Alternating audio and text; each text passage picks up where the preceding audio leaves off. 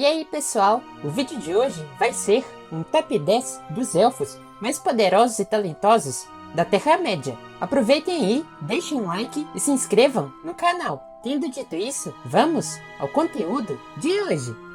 Bem, antes de listar o nosso top 10, eu vou deixar claro aqui que essa é a minha opinião. Se vocês têm uma opinião diferente, deixem aí embaixo, nos comentários.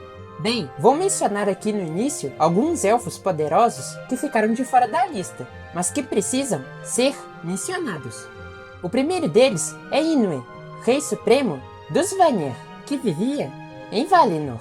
Outro é Firnafin, Rei Supremo dos Noldor, em Valinor, que desistiu de partir para a Terra-média. Os dois só foram para a Terra-média na Guerra da Ira, mas Tolkien não detalhou os seus feitos durante essa batalha épica, então nós não temos aqui nenhum critério para medir as habilidades deles. Outros elfos extremamente poderosos eram Fingon e Turgon, filhos de Fingolfin, sendo o último rei da lendária cidade de Gondolin. É importante também mencionar os primos deles, os filhos de Fëanor. Não menos importante, temos também Elutingol, rei do Sindar durante a Primeira Era, sendo governante de um dos reinos élficos mais importantes de todos os tempos, sendo praticamente pai de uma cultura, a cultura Sindarin. Círdan também era um elfo muito importante, sendo governante dos elfos Falathrin, parentes tanto do Sindar quanto dos Teleri, que viviam em Tal Eressëa. Ele era conhecido por ser um exímio marinheiro e por algum tempo foi portador do Anel Narya.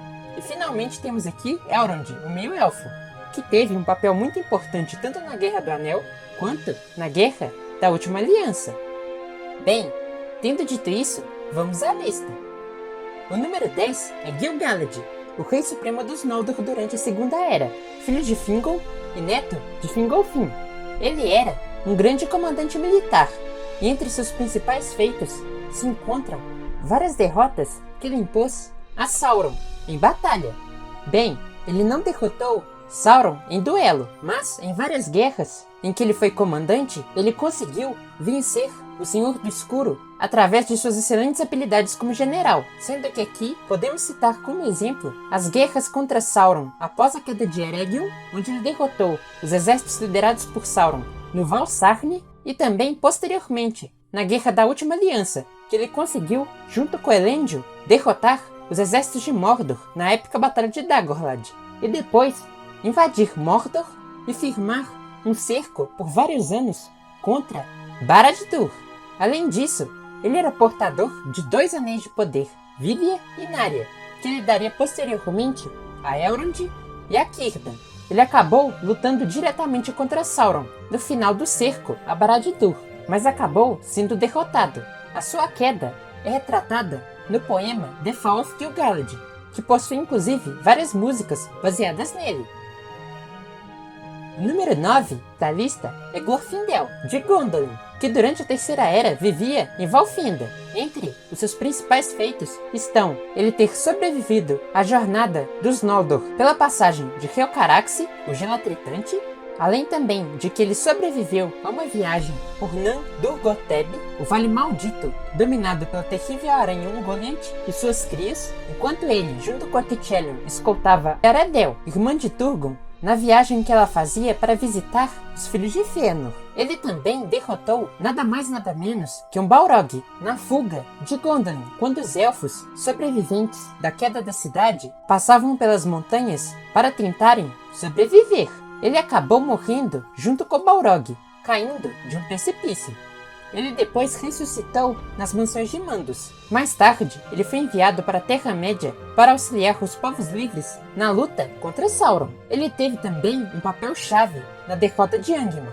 E durante essa época, é revelado que ele tinha a capacidade de realizar profecias, como quando ele previu que nenhum homem poderia derrotar o Witch King. Tem até um vídeo aqui no canal sobre isso. Além disso, ele ajudou a levar Frodo para Valfenda, depois que ele foi esfaqueado pelo Witch King. Ele conseguiu fazer isso, mesmo sendo perseguido por todos os Nazgûl. O número 8 é um outro elfo de Gondolin, Ecthelion da Fonte.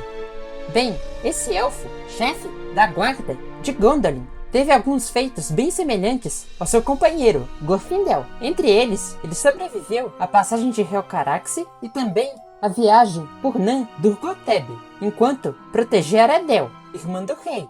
Importante destacar aqui que esse era um dos lugares mais perigosos de toda a Terra-média durante a Primeira Era, sendo que poucos que passaram por ele sobreviveram. Além disso, ele sobreviveu às Nirnaeth Anoedied, a Batalha das Lágrimas sem conta, onde vários, dentre os povos livres, morreram em uma das derrotas mais cataclísmicas sofridas por eles durante toda a história da Terra-média, se não da própria obra de Tolkien.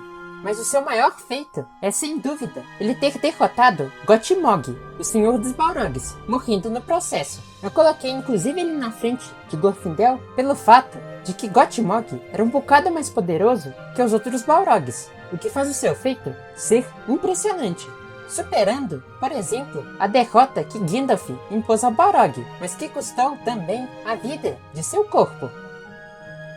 O número 7 é Celebrimbor, neto de Fëanor e rei de Eregion. Bem, Celebrimbor é sem dúvida um dos elfos mais talentosos de todos os tempos, sendo o segundo maior artífice entre os elfos, herdando o talento do seu avô, sendo o fundador do reino de Eregion. Junto com o anão Narvi, ele fez as Portas de Moria, e junto com Anatar, ele forjou os Anéis de Poder. 3 deles foram forjados sozinhos, sem o auxílio do Maiar. Porém, ele acabou sendo morto pelo próprio Anatar, que se revelou ser Sauron, após ser desmascarado por Galadriel. Tudo isso teve um preço muito caro, já que causou a queda de Eregion, se somando ao fato de que Celebrimbor morreu sob tortura. Número 6. Finrod Felagund. Finrod Felagund era filho de Firnafin. Assim como seus outros parentes Noldor, ele sobreviveu à passagem de Helcaraxe. Além disso, ele fundou locais muito importantes, como a primeira Minas Tirith da Primeira Era, na ilha de Tol Sirion, e também o reino de Nargothrond. Ele descobriu os primeiros humanos da Casa de Beor, que chegaram em Beleriand. Além disso, ele era um dos maiores músicos da Terra-média e possuía a habilidade de entoar canções de poder. Ele sobreviveu a uma batalha contra o próprio Sauron, coisa que nem Gil-galad conseguiu, tendo usado magia na forma das canções de poder durante o combate. Depois da derrota, ele foi aprisionado junto com Beren em Tol Ngauroth, o novo nome da sua antiga fortaleza em Tol Sirion, agora profanada por Sauron. Durante o cativeiro, para proteger Beren, ele derrotou um poderoso lobisomem, nu e desarmado, no maior estilo Beowulf. Ele acabou morrendo em seguida por causa dos ferimentos. Número 5 é Eärendil. Eärendil era filho de Tuor, um humano, com Idril, princesa de Gondolin, sendo ele, portanto, um meio-elfo. Ele era conhecido como o Abençoado, graças aos seus grandes feitos. Ele era portador da Silmarillion. Graças ao amor de seu pai pelo mar, ele acabou se tornando o maior marinheiro de todos os tempos, conseguindo chegar até as Terras Imortais, apesar das interdições dos Valar. Após chegar em Valinor, ele teve seu navio, Vinglote, encantado, de modo que ele passou a voar. Dessa forma, ele se tornou uma espécie de marinheiro celestial. Ele teve um papel central na Guerra da Ira, derrotando vários dragões, sendo que dentre eles estava Ancalagon, o Negro, tendo a ajuda das águias para isso. Bem, o quarto lugar é provavelmente conhecido de muita gente, pois se trata do Rei Supremo dos Noldor, Fingolfin. Tendo assumido o posto de Rei Supremo após a morte de Fëanor, ele já havia sobrevivido à passagem do Gelo Tritante de Helcaraxe. Enquanto comandante, venceu diversas batalhas contra as forças de Morgoth, formando um cerco contra Angband. Após as Dagor Bragolash, ele acabou desafiando o próprio Morgoth para uma luta. Durante a batalha, ele acabou sobrevivendo bastante tempo contra o Valar Caído, se esquivando de diversos golpes. No final, ele conseguiu cortar o pé do Senhor do Escuro original, um feito lendário, mesmo após receber 3 golpes dele, dados pelo terrível martelo infernal Grond. E finalmente, o top 3. Começando com o terceiro lugar, temos Galadriel, também conhecida como Artanis. Galadriel era uma das mais talentosas filhas de Eru, sendo comparável em poder ao próprio Fëanor. Em Valinor, ela era conhecida por ser uma das maiores atletas entre os Eldar. É dito que ela possuía o brilho das estrelas em seus olhos e a cor da mescla das árvores de Valinor em seus cabelos, inspirando o próprio Fëanor a forjar as Silmarils. Ela foi uma das líderes da rebelião dos Noldor, pois ela desejava governar o seu próprio reino na Terra-média. Ela também sobreviveu à passagem pelo gelo tritante de Helcaraxë. Após ela chegar na Terra-média, ela passou a viver em Menegroth, junto com Sindar. Ela então aprendeu diversas habilidades mágicas com Melian, a Maia. Durante a Segunda e a Terceira Era, podemos listar que ela descobriu que Anatar era Sauron. Além disso, é importante dizer que ela se tornou portadora do Anel Nene, adquirindo várias outras habilidades com ele. Mas pelo contrário de muitos portadores do Anel, ela já possuía habilidades inatas absurdas. Dentre elas, se encontrava a capacidade de utilizar o Osanwe, uma poderosa e rara habilidade mágica de se comunicar telepaticamente e ler a mente de outras pessoas. É dito que ela foi capaz de ler a mente do próprio Sauron, enquanto ele não foi capaz de ler a dela. Ela também podia se comunicar a grandes distâncias com essa habilidade. Além disso, ela também podia ver o futuro com seu espelho, e era considerada uma das mais sábias entre os Eldar, se não a mais. Ela conseguiu utilizar os seus poderes para criar uma proteção mágica ao entorno de Lothlórien, similar ao cinturão de Melian em Doriath, apesar dela ter utilizado em parte o poder do Anel para fazer isso. Já no final da Terceira Era, ela realizou grandes feitos, como exorcizar Sauron de Dol Guldur, com auxílio do Conselho Branco. Além disso, ela resistiu à tentação do Anel quando Frodo o ofereceu a ela, no momento em que um anel era o único meio dela manter o seu sonho de ter o seu reino na Terra-média, já que sem o poder do anel, o Anel Nene, que estava vinculado a ele, iria acabar. E com isso, Lothlórien, que possuía várias coisas imortais vindas de Valinor, como os Malorne, acabaria definhando, o que acabou acontecendo depois de sua partida. Além de tudo isso, ela conseguiu destruir as fundações malignas de Dol Guldur no fim da Guerra do Anel e também purificou toda a região das profanações malditas de Sauron. Bem, daqui pra frente se encontra a maior polêmica. Eu quero deixar bem claro aqui que essa é a minha opinião e que a disputa é muito acirrada, podendo ser claramente contestada. Enfim, o segundo lugar ficou com ninguém mais ninguém menos que Fëanor, também conhecido como Curufinoe, o Espírito de Fogo. É dito que ele era o mais talentoso filho de Eru, principalmente no que diz respeito a habilidades de forja. É dito que sua mãe, mesmo sendo uma elfa imortal, caiu em um sono eterno após o seu nascimento, já que todas as energias dela foram consumidas pelo espírito de Fëanor.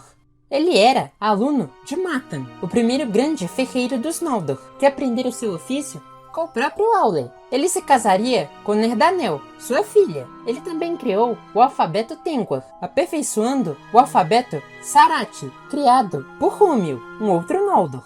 Ele também criou a Master Stone, o orbe mágico que daria origem aos Palantiri. Mas sem dúvida, o seu maior feito foi a criação das Três Silmarils, onde ele usou as essências do ar, da água e do fogo para criar 3 gemas. E depois ele aprisionou a mescla da luz das árvores de Valinor nelas. É dito que o destino de Arda se encontra dentro destas gemas lendárias. Além de tudo isso, é dito que ele aprendeu com o próprio Melkor a habilidade de forjar armas, o que traria terríveis consequências. Ele liderou a rebelião dos Noldor e depois fez terrível juramento junto com seus filhos de recuperar as Silmarils roubadas por Melkor a qualquer custo. Inclusive, foi ele que deu o nome de Morgoth a Melkor. Bem, ele não sobreviveu à passagem pelo gelo tritante de Helcaraxë, já que ele preferiu roubar os navios dos Teleri e enganar os outros Noldor que não pertenciam à sua casa, de modo que eles acabaram tendo que passar pelo gelo mortal. E por último, ele lutou contra uma tropa de Balrogs, sobrevivendo tempo suficiente para morrer diante de seus filhos, momento em que o seu espírito de fogo o consumiu, transformando o seu corpo em chamas. Ele era tão sinistro que os Valar interditaram a sua ressurreição em Mandos, temendo que ele arranjasse ainda mais problemas. Bem, finalmente temos a número 1, Lúthien Tinúviel. Bem, eu sei que é muito polêmico, mas eu vou apresentar os argumentos abaixo. E além de tudo, eu fiz uma enquete no Amino, e a maior parte das pessoas responderam que ela era mais poderosa. Importante dizer aqui que ela era filha de Melinha Maia e por isso ela tinha habilidades únicas. Mas de qualquer jeito, ela contava entre os filhos de Eru, sendo conhecida como a mais bela entre eles. Dentre suas inúmeras habilidades mágicas estava a capacidade dela espantar o inverno. Ela fazia o gelo derreter e fazia com que flores de primavera crescessem enquanto ela cantava. Desta maneira, ela fez ela e Beren sobreviverem ao rigoroso inverno no norte da Terra-média, de modo que eles não sentiram frio em nenhum momento. Além disso, ela era capaz de perceber coisas à distância, como quando ela percebeu que Beren havia sido aprisionado por Sauron em Tol Ngauroth. Ela foi capaz de usar a sua magia para fazer os seus cabelos crescerem, de modo que ela conseguiu fugir da árvore onde seu pai a havia aprisionado. Ela encantou seus cabelos com uma magia de sono, sendo capaz de adormecer os guardas. Bem, vamos destacar aqui que magia é uma coisa muito poderosa dentro do universo de Tolkien. Durante a Terceira Era, são pouquíssimos personagens que a usam, sendo que a maior parte dela é executada por Maiar, e quando não é, vem de Anéis de Poder. A única exceção a essa regra, naquela época, é a própria Galadriel, já citada aqui. Bem, enfim, além de tudo isso, ela era capaz de se transformar em sombras e a se movimentar dessa forma. Posteriormente, ao ser raptada por Celegorm e Curufin, dois dos filhos de Fëanor, ela conseguiu fazer amizade com Huon, o cão dos Valar, que era o cachorro deles, de modo a conseguir fugir. Ela partiu então rumo a Tol Ngauroth para resgatar Beren das garras de Sauron. É importante aqui ressaltar que ela possuía um carisma muito forte, conseguindo reverter várias situações difíceis graças a ele. Dentre outras habilidades, ela também possuía a habilidade de entoar canções de poder, assim como Finrod Felagund. Ela enfrentou Sauron junto com Huon, sendo que no combate ela sobreviveu a um golpe dado pelo Maiar e conseguiu o exorcizar, após ele ser imobilizado por Huon. Depois ela exorcizou toda a fortaleza de Tol Ngauroth, da escuridão de Sauron, de modo semelhante ao que Galadriel faria com Dol Guldur, milhares de anos mais tarde. Ela então libertou todos os prisioneiros, incluindo Beren. Depois ela conseguiu utilizar a habilidade de mudança de forma em Beren e nela mesma. Essa é uma habilidade extremamente poderosa, exclusiva dos Ainur, seja dos Valar quanto dos Maiar, que ela herdou de sua mãe. É exatamente por causa dessa habilidade e por causa de um outro feito dela que eu a coloquei na frente de Fëanor, pois é realmente uma coisa muito excepcional. Sendo que, por exemplo, nessa época, Morgoth não conseguia mais utilizar essa habilidade, e Sauron acabou a perdendo durante a queda de Númenor. Todos os Istari tiveram seus poderes limitados pelos Valar, inclusive de modo que eles não podiam usar essa habilidade. A partir daí, é possível deduzir que Lúthien era mais poderosa, por exemplo, que Gandalf e Saruman, enquanto eles estavam na forma de Istari, durante a Terceira Era. A sua habilidade era tão poderosa que ela foi capaz de se transformar na forma da Maia Vampira, Turingethil, e voar. Sua única limitação parece ser que ela precisava da pele dos seres com quem ela iria se transformar. De qualquer modo, a habilidade dela era muito mais poderosa que a habilidade simples dos Trocapeles, que só podiam se transformar em ursos e não podiam transformar outras pessoas. Enfim, ela também era capaz de utilizar habilidades avançadas de cura, curando um ferimento mortal à flecha no peito de Beren, causada por Curufin. Posteriormente, ela também seria capaz de curar Beren do veneno mortal de Carcharoth, o mais terrível dos lobisomens, durante a fuga dele de Angband, quando este terrível ser devorou a mão de Beren com a Silmaril. Bem, mas antes disso, ela fez duas coisas incríveis. A primeira delas foi ela ter, na entrada de Angband, apagado o próprio Carcharoth com uma poderosa magia. o fazendo tombar imediatamente. E depois disso, temos finalmente o seu maior feito. Ela conseguiu utilizar o encantamento de sono no próprio Morgoth. E além de fazer ele, o Valar caído, dormir, ela fez com que toda a corte dele, o que incluía os Balrogs, caíssem no sono junto. Bem, quem joga RPG deve entender o quanto que sono é útil em diversas situações. Bem, esse com certeza é um feito impressionante. E faz com que ela, por exemplo, pudesse ser capaz de sobreviver à situação em que Fëanor morreu, já que ela era capaz de afetar seres poderosos como os Ainur com sua magia de sono. Além de tudo isso, após a morte de Beren, na caçada a Carcharoth, ela também passou para as moradas de Mandos, e lá ela convenceu o Valar a não separar ele dela. Após isso, os dois ressuscitaram e passaram a viver uma vida mortal em Osiriand. Bem, então é isso aí, pessoal. Vamos ficando por aqui. Como eu disse, vocês não precisam concordar exatamente com esse ranking. Deixem aí embaixo nos comentários como vocês fariam esse top 10.